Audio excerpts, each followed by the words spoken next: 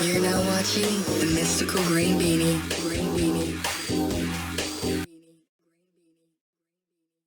Hey, what's going on, dudes and dudettes? I am the Mystical Green Beanie, and recently it very randomly occurred to me that I did a review for Batman Earth 1, but never got around to doing a review for Superman Earth 1, which, by the way, I love Batman, so it makes complete sense why I did that video at all, because I'm a huge Batman fan.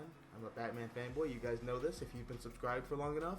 But yeah, no, this book means a lot to me, so it's just weird that I never got around to doing the video for it. Now, I've been very open with the fact that growing up, I was never really a Superman fan. In fact, I kinda hated him, mostly for the reasons that people who don't like Superman hate Superman. He's too powerful, he's too good, and that just makes for an uninteresting character.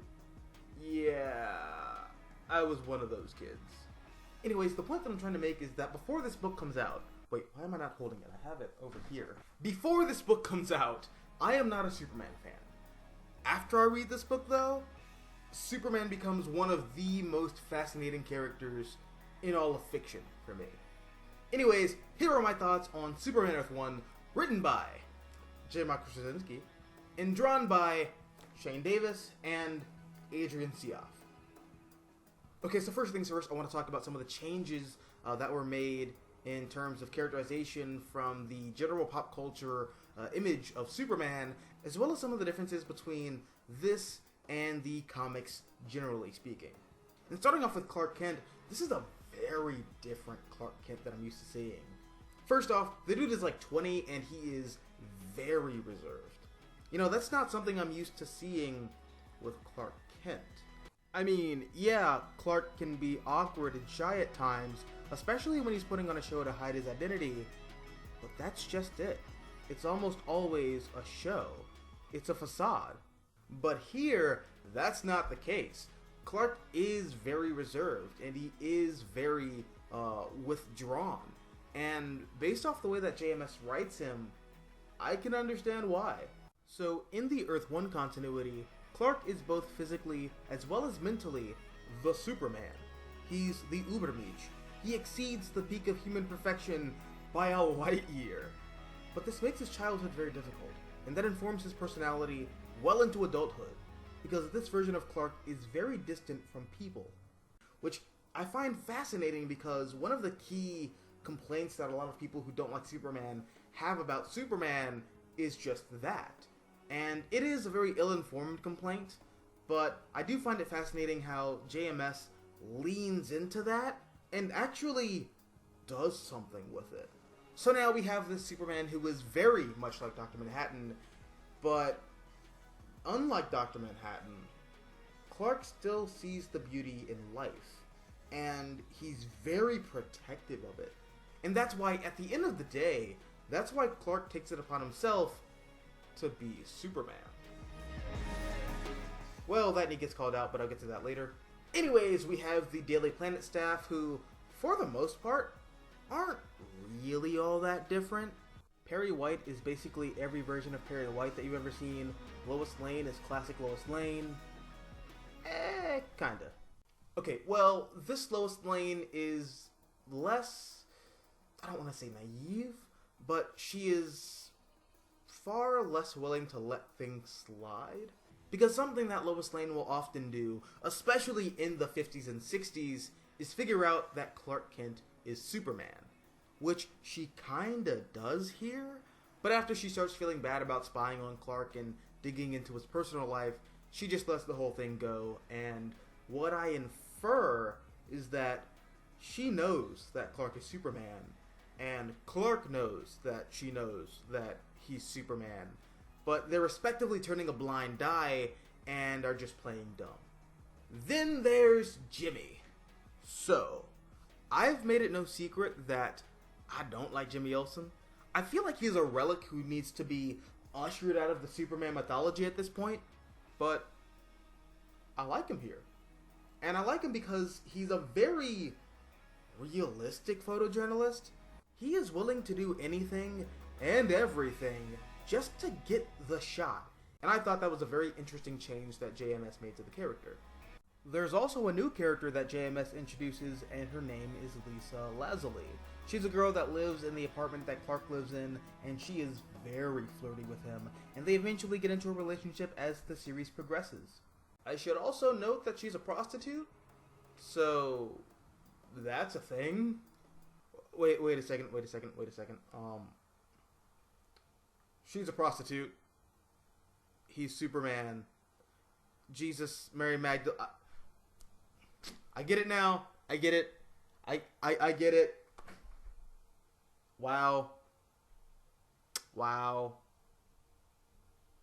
That took me a while. I totally don't feel embarrassed that it took me 5 years to figure that out.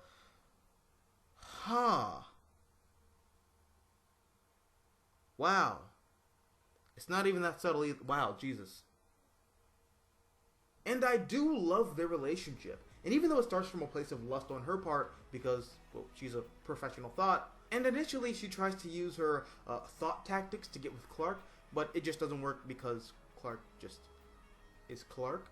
Then he figures out that she's a prostitute, and then they just settle for being friends, and it's very clear that even though they do settle on being friends, Lisa very clearly wants to be more than just that. And then we get to Volume 3 where you really see her starting to fall in love with Clark, and that's all very interesting. And the series ends with them getting into a relationship that was very well built up to, and one that I responded to very well. Also, I should note that this is yet another woman in Clark's life who has the initials LL. So, that's a thing. Now, as for the story for this whole Earth 1 graphic novel trilogy, it's an origin. All of it.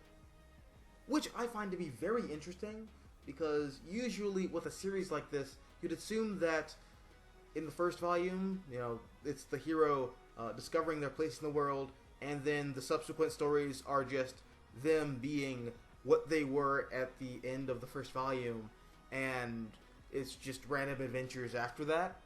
But no. Throughout these first 3 volumes, Clark is growing and evolving and changing as a person, and you don't get that a lot. In the first volume, he has to figure out what kind of man he wants to be. And by the end of it, he declares to the world, "I'm Superman." And in Volume 2, the rest of the world responds by saying, "Cool. What does that mean?" And Clark has to figure out what it means to be Superman, and what this symbol is supposed to mean for the world. And what I think is brilliant about what JMS does here is that Clark answers by making the wrong choice. And this leads us into Volume 3, where Clark has to reap the consequences of his actions, because the governments of the world don't trust him. So in turn, they screw up and hand the fate of the planet over to a supervillain out of fear of what Superman could potentially do to them. And once that whole issue is settled, Superman and the governments of the world mutually agree that they have to do better. And Superman takes the initiative by admitting that he made a terrible mistake and is going to try to set a better example and truly be a man of tomorrow. Also, I love the villains in this series and how in each volume, each villain will thematically parallel what Clark's lesson is in that story. Okay, maybe not in Volume 1 so much, because Tyrell is basically a plot device to get Clark in the suit, and then he tells them that General Zod hired him to destroy Krypton, and then they fight. Which, by the way, the fight between those two is amazing. And I honestly think it's the best fight in this entire series. Which kind of sucks on some level, but it's not the end of the world, because this series, at the end of the day, is more of a character study than a traditional action-packed comic, so Then there's Parasite in Volume 2, and the whole lesson and theme of Volume 2 is power. And here, Clark's journey is realizing that even though he can, crush buildings with his bare hands and fly at the speed of sound and, see the entire electromagnetic spectrum, he's still powerless against dictators. He's still powerless against political matters. And in order to save the world from the people who he views as monsters, he thinks he has to get his hands dirty. But when you show that display of power, are you ready for how the world reacts? Are you ready for what you're willing to sacrifice in order to do what you feel you need to do in order to get what you want, no matter the cause? Enter Parasite. Okay, so if you can hear construction outside, sorry, but they're fixing the roads. That's what I get for living on a main street. Anyways, it's funny because I remember reading this for the first time and thinking that Parasite was just a plot device, but he's not. He mirrors Clark in this story. He obtains absolute power akin to Clark, and then he loses himself to it. And in a power-crazed frenzy, he accidentally kills one of his loved ones. And Clark sees this, and he's afraid of that because he doesn't want that to happen to him. Then we get to Volume 3, and we have General Zod. And Zod is just the representation of the corruption of power. And the entire theme of Volume 3 is fighting the urge to allow absolute power to corrupt you by doing the right thing. By not becoming a murderous tyrant who tries to take over the entire world. And again, it's really interesting seeing this three-part character arc that Clark has to go on in this series. And finally, I want to talk about the art real quick because the art is just superb. Well, the first two volumes at least. So volumes 1 and 2 were done by Shane Davis, who by now is legitimately one of my favorite comic artists of all time. He's also done a few other things here and there. He mostly does cover art, but off the top of my head, one of the major things he's done recently is the New God special one-shot for Jack Kirby's Centennial, and he is absolutely fantastic. Every panel feels hand-painted.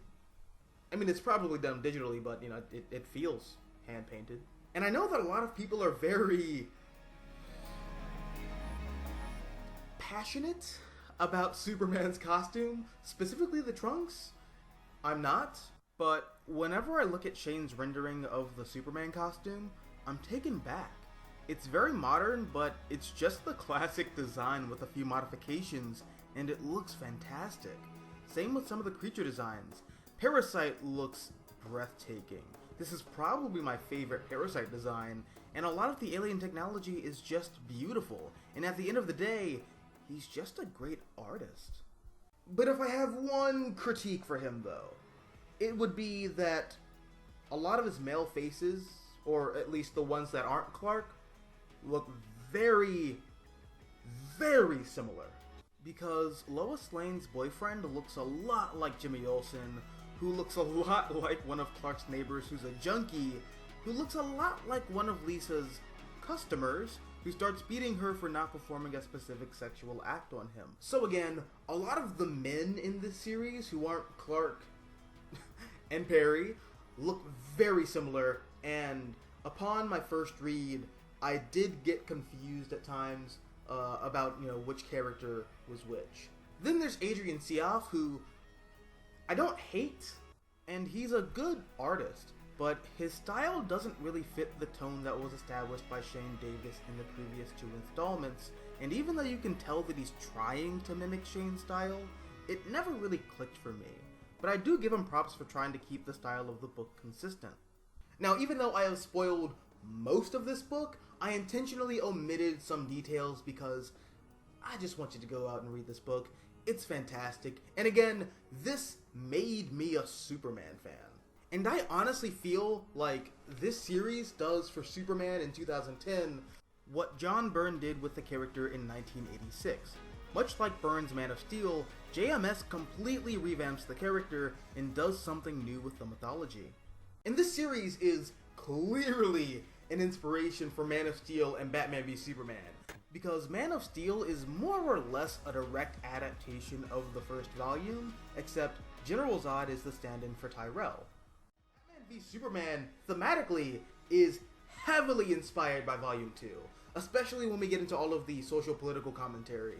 In fact, that whole must there be a Superman scene is almost lifted straight from the book, and it's fantastic. Well, I think so. Then again, I'm like the only person in the entire world who likes that movie, so whatever.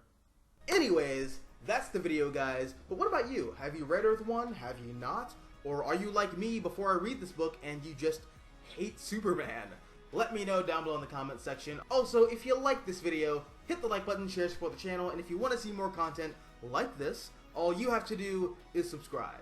I'm the Mystical Green Beanie, thank you for watching, and as always, until next time, adios nachos, adios.